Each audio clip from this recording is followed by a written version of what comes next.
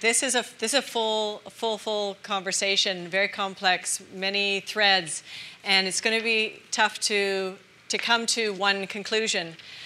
But I've asked Dr. Farah Shroff to try and do that for us tonight, to do some weaving and to bring some of the threads of our conversation to some kind of cohesive ending, even though we'll probably continue asking more and more questions. So I'm going to turn it over to you right now, Farah, and thank you for taking this on. Thank you, Joanna. It's just really a delight and an honor to be here. We have such an inspirational mosaic of people here speaking from such rich experiences.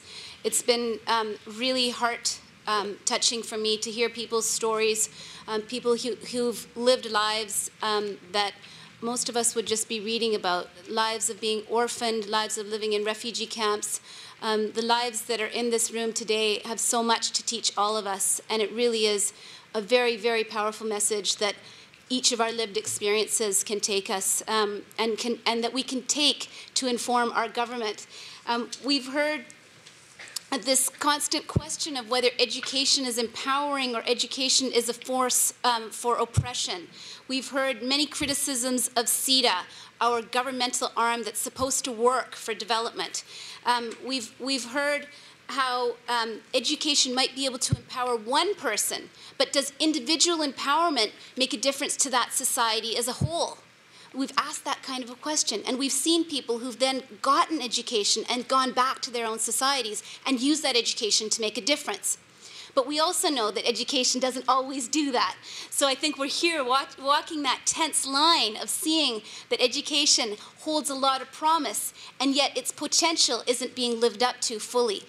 We've heard how formal education in particular can be a force for colonialism and imperialism. And we hear these words for A is for apple when we live in countries which are certainly not cold enough to grow an apple, right? Apples don't grow in most parts of the South. And many people who were raised with colonial education learned about daffodils, which don't grow in their countries. So we've learned about how education can and has been a force for colonialism and imperialism. And it certainly is continuing to do that all around the world today.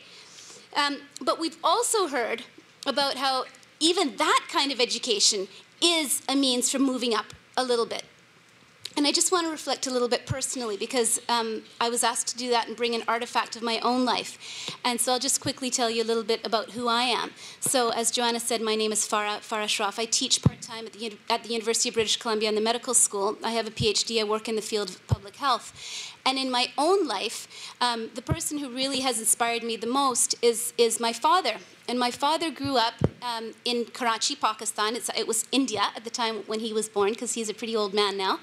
And he was really raised in the depths of poverty.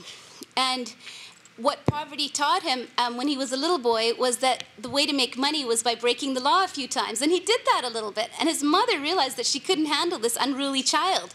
And so she sent him. Where did she send him? To her mother, to the tough grandma. And this is one of the tough grannies of the world who really shapes people. And so his grandmother basically told him he had no choice but to go to school and get his act together. And so by the time my father was 14 years old, he had decided in this tiny little colony where he did not speak English at all, that he was going to go to the center of the colony, he was going to go to London, and he was going to become a lawyer. And you would never think that such a little boy would ever be able to make such big dreams happen.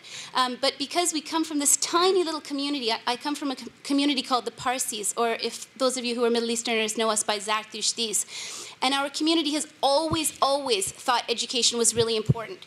In India, the day that the British colonials tried to convert one of our kids to Christianity was the day that we built our own schools. And our schools in India are still considered really important schools. So I come from this tradition where education has been really important, but education for our own community and by our own community has been really important. So my dad benefited from that as a poor boy, and he got his school fees paid for by members of our own community. And because there was, one of his uncles married rich, because we're such a tiny community, we have to marry within. So one of his poor uncles married a rich woman, and then my dad got a loan from that uncle, and he was, and he was able to actually get the education that he dreamed of getting. So I just wanted to say that in my own life, education has been really important. And that I have children now, and my children's education is really important to my husband and I as well. But what also has become really important for us in this generation, in this diasporic generation, is to be able to really stand up and speak out against the oppressive forces that education represents. Education all over the world, formal education, and in Canada is a prime example of this, how universities have been located in places where power is distributed and power is held. Where, in a country like Canada today, for those of us with education to be able to stand up and speak out against imperialism and racism and patriarchy and sexism is really, really, really important. The government that we just elected today is going to make us remember how important that is. So we really have a big task at hand as Canadians sitting right here in Vancouver. We just had a by-election in the place where I live, where even in this province we're going to have to be realizing that unequal power structures are supported sometimes by the education systems which we say are liberating us. So how is it that we can change these educational systems to being liberating? And there are lots and lots of ways to do that. I just want to propose a few. Really briefly. Really briefly.